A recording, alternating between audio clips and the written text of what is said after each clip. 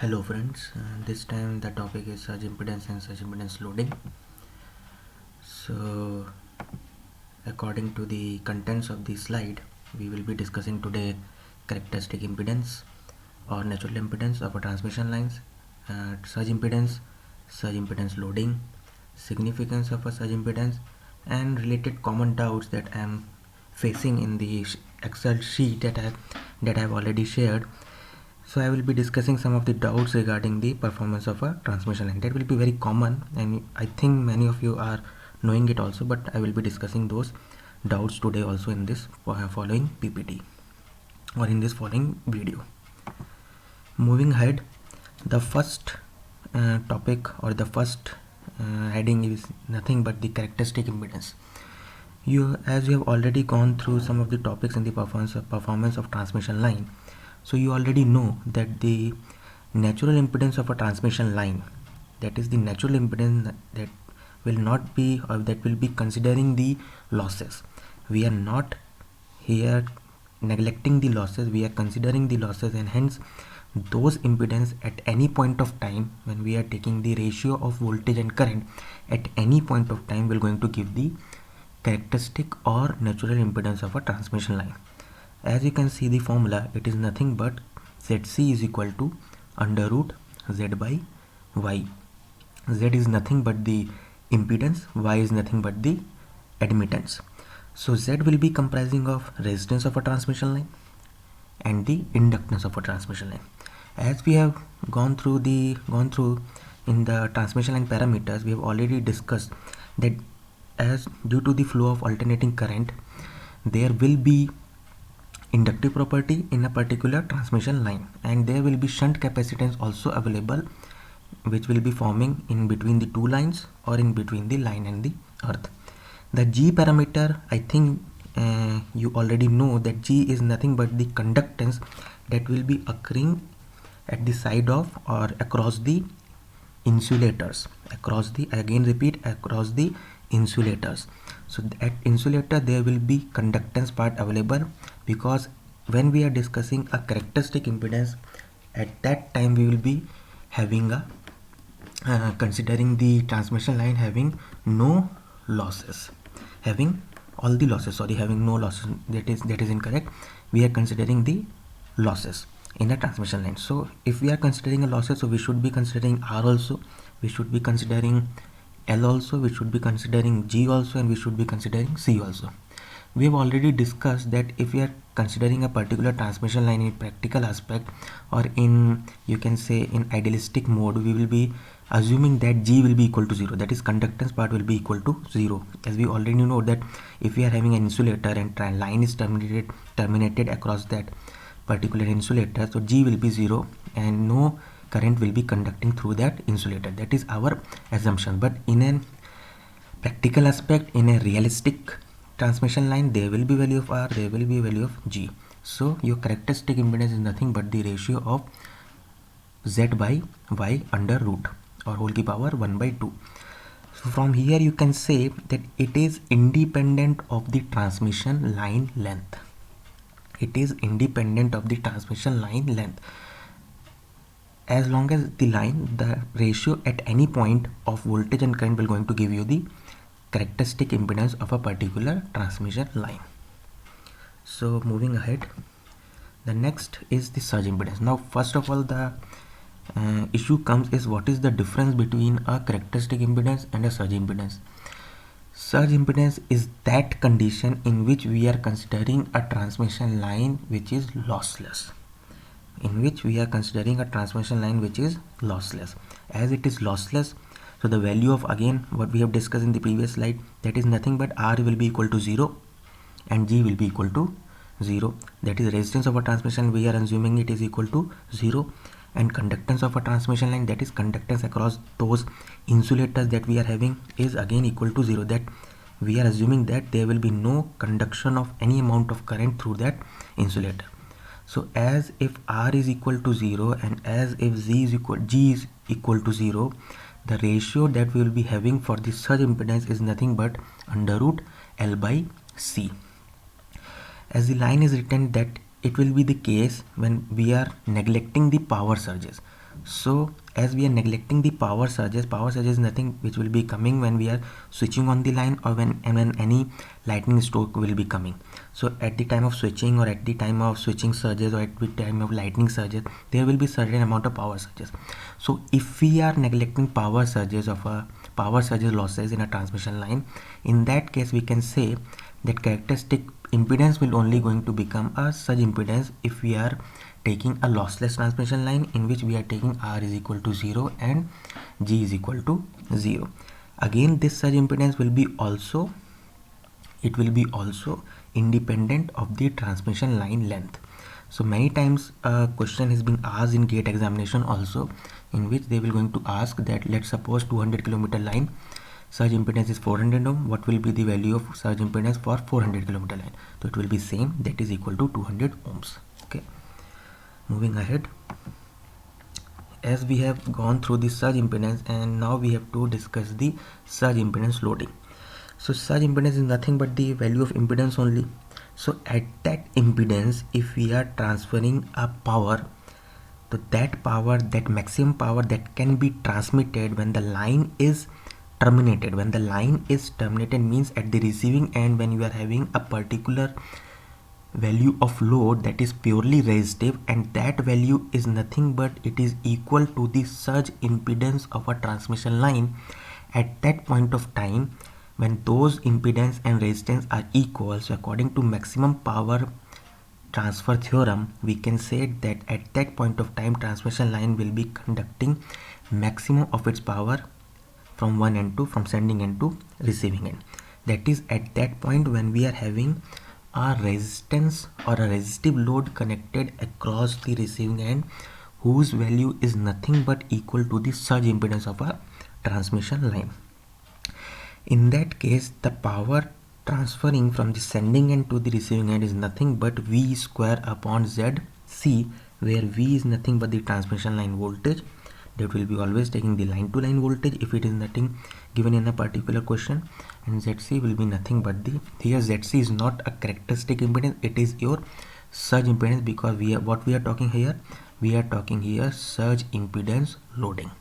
Okay, moving ahead, now we have to discuss certain significance, that what is this surge impedance, what is the significance of a surge impedance.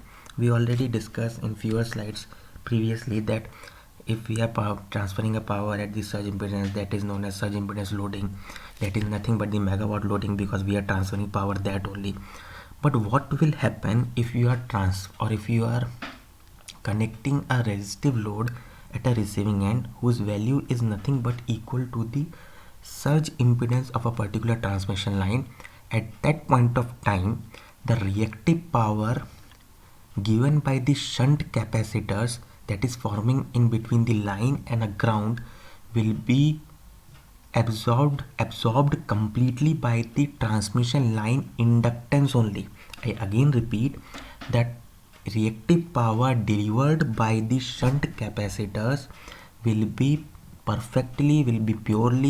completely absorbed by the transmission line inductance, as there is no inductive load connected at the receiving end, so there will be no requirement of reactive power at the load end. So whole of the power delivered by the shunt capacitance will be absorbed by the transmission line induction. So at that point of time, the power which is transferring from the sending end to the receiving end is nothing but the surge impedance loading, and that will going to only happen when you will going to terminate a receiving end of a transmission line by the resistive load, whose value is nothing but equal to the surge impedance of a transmission line, that is nothing but under root L by C. Okay, in many books I think that you have undergone that the surge impedance of a particular overhead transmission line is fixed around 400 ohms, and for a underground cables it is fixed around 40 ohms or 50 ohms. That value is, I am again repeating, that value is not fixed. That is for around 200 kV line system. As the system voltage will going to increase, or the transmission line voltage will going to increase, and hence your surge impedance will going to decrease.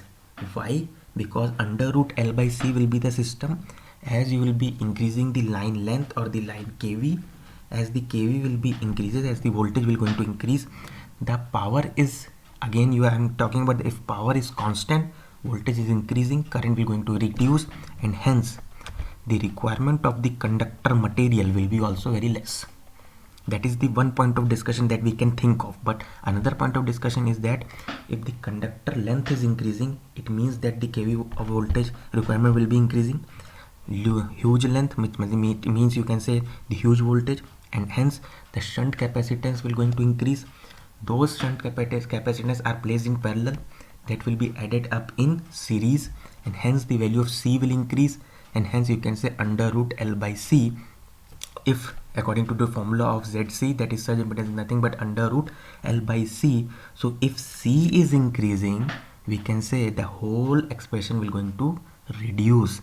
As the whole expression will going to reduce, we can say as the voltage of a transmission line will be increasing, and hence the length of a transmission line will be increasing, and we can say that the surge impedance will be coming down. So it is not fixed, it will be varying with the amount of voltage of a particular transmission line.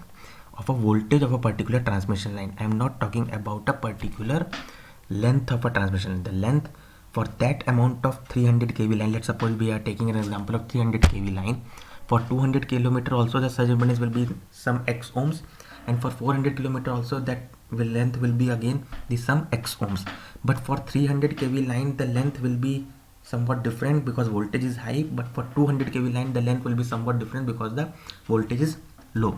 So again I am talking about the if surge impedance will be, if voltage will be increasing, hence the current requirement will be less as the power is constant. So we can say that as the voltage of a transmission line will be increasing, the surge impedance will be coming down, because as the surge impedance will be coming down, we can say at higher voltages will be transferring more power from sending end to receiving end.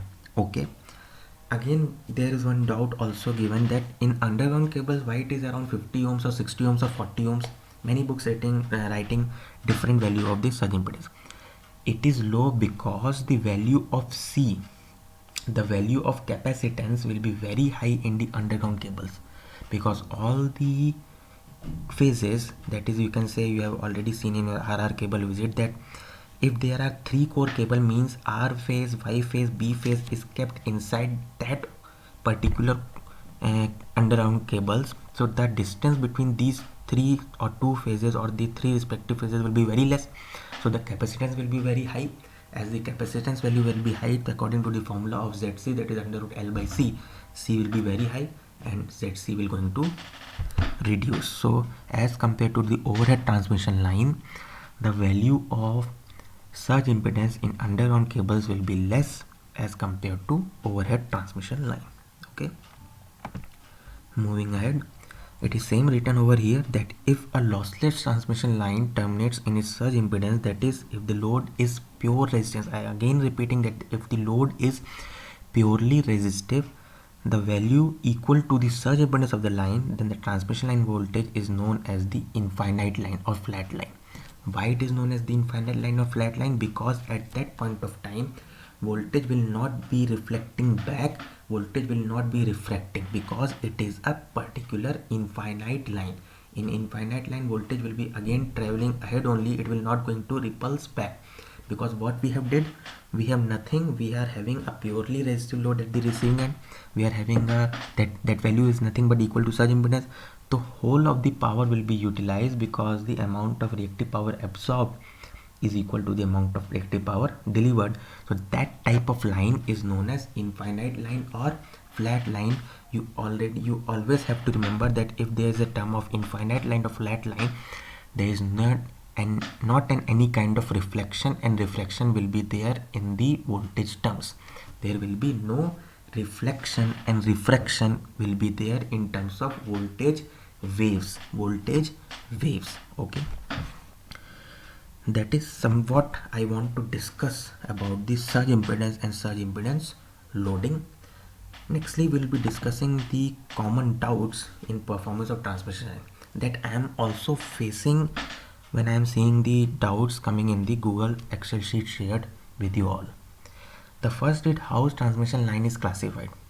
I think now, after passing so much of days and you have already gone through all the study material or part of that study material, you have heard the term of short transmission line, medium transmission line and long transmission line. How it will be classified? You always remember that it will never be going to be classified only on the basis of the length of a transmission line. It will be classified on the basis of the product of length and the frequency. I again repeat that it will be classified according to the product of length and frequency. So let's suppose if I am talking about the short transmission line, so it will be having the limit of 80 into 50, that is 4,000 hertz kilometer. So if any transmission line is coming inside or equal to 4,000 hertz kilometer, it will be considered as a short transmission line. But if let's suppose the line length is equal to 80 kilometer, so then you will be saying that it will be under short transmission line. No, you have to first ask that what is the frequency of a transmission line. If let's say the frequency of a transmission line is 100 hertz, then you cannot say, because 80 into 100 it will be 8,000 hertz kilometer, so that will not going to come in the range of 4,000 hertz kilometer. So it will not be your short transmission line. It will be coming either in the range of medium transmission line or either in the range of long transmission. So you should always remember that the classification of a transmission line will be bifurcated, will be classified on the basis of the product of length and the frequency of a transmission line in which it is operated.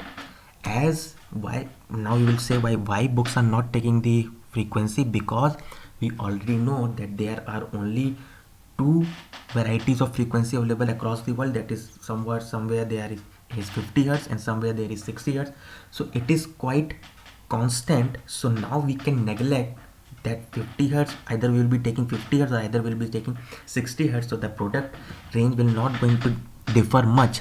So we can say that as the value is quite fixed across the world of a frequency operation, so we can say that the product of line and the frequency will not be taken, and many books will be talking about only the length of a transmission line for the bifurcation of a performance of a transmission line, that is in between short, medium and long.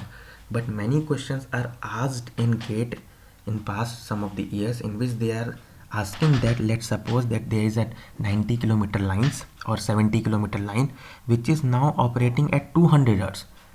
So you will only going to see that 80 kilometer line, let's take short transmission line, but no, the answer will not be short transmission line as it is operating at 90 kilometer. Okay, but you have to see the frequency written is at 200 hertz. So you have to first multiply 90 into 200.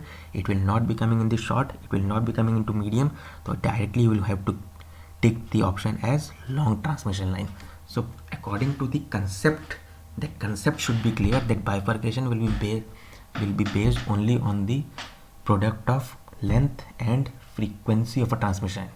I again repeat, length of a transmission line and the frequency of a transmission line. The product has to be calculated before doing the bifurcation of a transmission line. Okay. The second most common doubt, or I cannot say that it is a common doubt, it is a common concept that you already should know, that is nothing but the Ferranti effect. What is Ferranti effect? It is nothing. If you are having a long, it will be only occurring in either in medium transmission line or either in long transmission line. It will not be occurring in short transmission line, because why? Because in short transmission line we are not taking shunt capacitance into picture.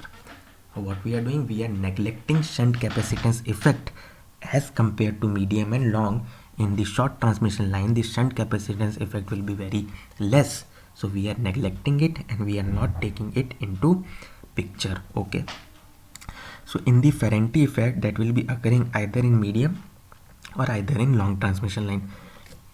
When it will be occurring, it will be occurring only when you are having a very light load condition or when you are having a no load condition. What I am saying, when you are having a very light load condition and when you are having a when we are having a no load condition, it will not going to occur at the time of full load condition. It will be only occurring at the time of light load and heavy load or light load and no load condition. Okay, how it will going to occur? As you already know, let's all make the picture of a end condenser method, or you can say a pi transmission line of medium transmission line. Pi model को आप लोग अपने दिमाग में बनाएं. Let suppose you are having a pi transmission line model already you are seeing in front of your eyes. In that pi transmission line you will be having two capacitance branch, shunt capacitance branch, and one series transmission line inductance. Okay, so as if the load is very less, a very light or no load condition, all the current coming from the sending end side will be taken by the capacitance. Your capacitance will going to draw a current. That current drawn by the capacitance is known as a charging current. That charging current will going to build up a voltage. That voltage will going to appear at the receiving end side. As there is no load or as there is very light load condition, the maximum current will be taken by the capacitance, and hence that capacitance, that is the charging capacitance, and hence there will be a production of a voltage occurring across those capacitance that will be again appearing across the receiving end side. So we can say due to the charging current, the overall voltage will going to increase and your receiving end voltage will be slightly more higher than the sending end side. So in the Ferranti effect, what will be happening? That will be very rare in the cases. That is only the concept that is only available in the network analysis, that is not available in the practical aspects, because we already know कि always receiving end voltage will be always lesser than the sending end voltage. But here in the Ferranti effect, receiving end voltage will be slightly more than the sending end voltage. I think that you are getting my point, that in the Ferranti effect the receiving end voltage will be higher than the sending end voltage, but it will be only occurring in the case of, or it will be only occurring at the time of no load and light load condition.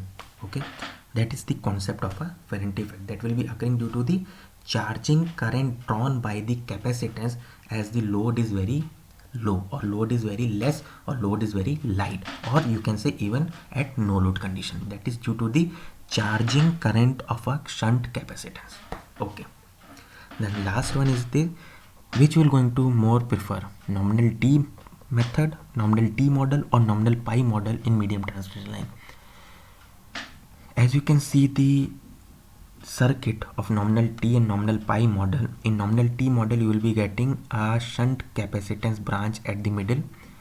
You will be having only one branch of a shunt capacitance, you will be having two branches of series inductance, means L by 2, and in the middle you will be having the C. But in nominal pi you will be having two shunt capacitance branch, C by 2, and in the middle you will be having the total inductance lumped at the center part, that is at the series part. So if you have to solve a particular, that will be preferred according to the solving, or you can say according to the analysis of a particular circuit. Nominal pi circuit is very easy to solve as compared to nominal T, because I think that you all are very good in network analysis. You can say that when you are solving a nominal T method, you will be getting that extra node at the center. But when you are solving a nominal pi method, if you are coming from the side of sending end side, your first branch of shunt capacitance will be considered in the sending end side only, and your second branch of a shunt capacitance will be considered in the receiving end side only. So you will be left only with a series parameter. So one loop, one KVL, and one equation will going to solve you the total circuit or whole circuit. But in nominal pi you have to apply a nodal analysis at that center point. There will be a certain voltage available at that center middle branch of a shunt capacitor, so that will be quite tougher than the nominal pi model. So you will be always preferring a nominal pi as compared to nominal T. But according to the efficiency part also, nominal pi will be having a good efficiency as compared to nominal T, depending upon the certain situations. Okay, these are, I think, according to me, I think these are some common doubts that I should be discussing with you all in the performance of transmission line. Any other doubt you are having, that Excel sheet is being shared with you all. You can write your doubts so that all the doubts can be shared with all the students. Okay, any doubt, if you are not able to write in the Excel sheet, you can scan a particular numerical, you can send me in by mail. Again, I will be always there in this undergoing pandemic situation to help you out, to solve your doubts. We are always available here. So that is from my side for today. That is the lecture on surge impedance and surge impedance loading.